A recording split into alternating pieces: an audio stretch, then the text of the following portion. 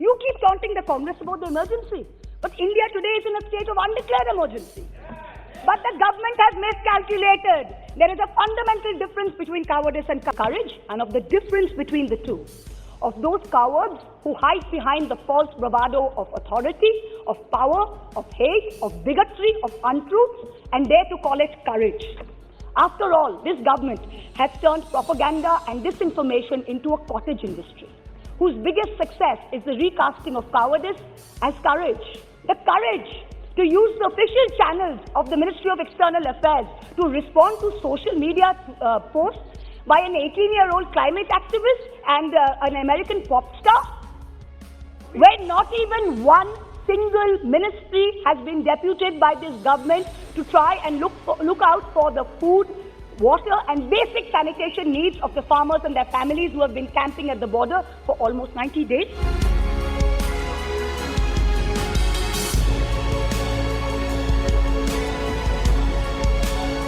The sacred cow that was the judiciary is no longer sacred. It stopped being sacred the day a sitting Chief Justice of this country was accused of sexual harassment, presided over his own trial, cleared himself, and then proceeded to accept a nomination to the upper house within 3 months of retirement, replete with Z-class security cover. The Treasury, the way it defended why they brought this bill was very unfortunate. But I will ask for 4 clarifications and then make my comments on what the Treasury benches said. First pointed question is, you have come for administrative cost and salaries from 50% to 20%.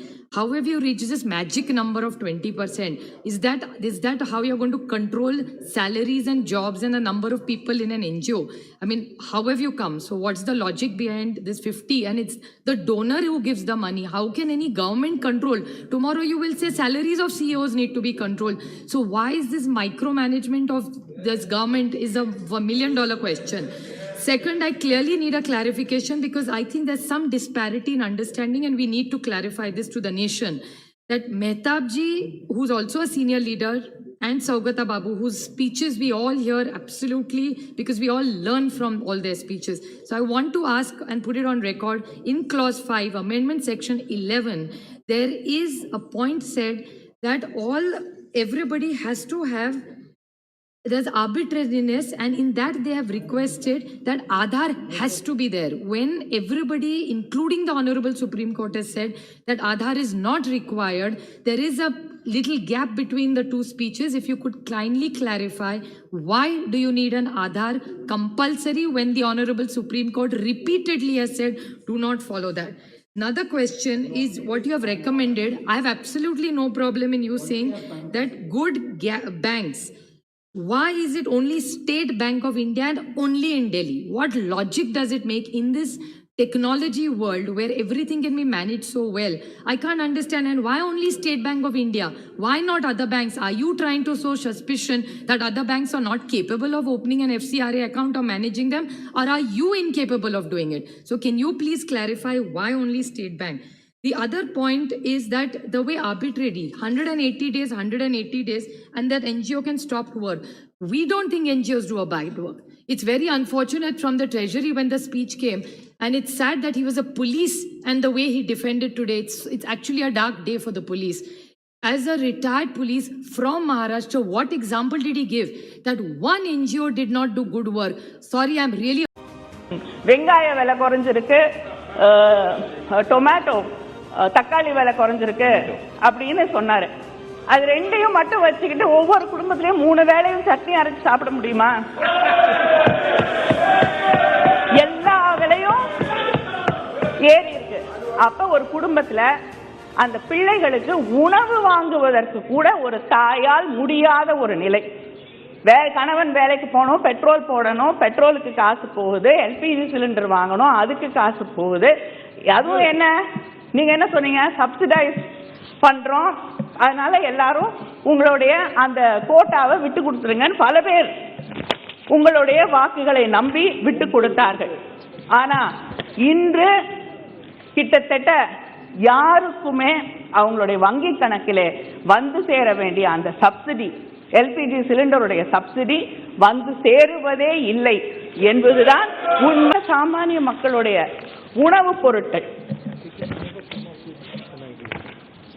அதாவது கிட்டத்தட்ட 5% eat except frozen fish, curd, paneer, honey, dried leguminous vegetables, dried makana, wheat, cereals, flour, jaggery, puffed rice என்று காயரோட பித்து compost என்று தொடர்ந்து சாதாரண சாமானிய மக்கள் பயன்படுத்தக்கூடிய உணவு பொருட்கள் இந்த பக்கம் விலைவாசி ஏறிக்கொண்டே இருக்கிறது.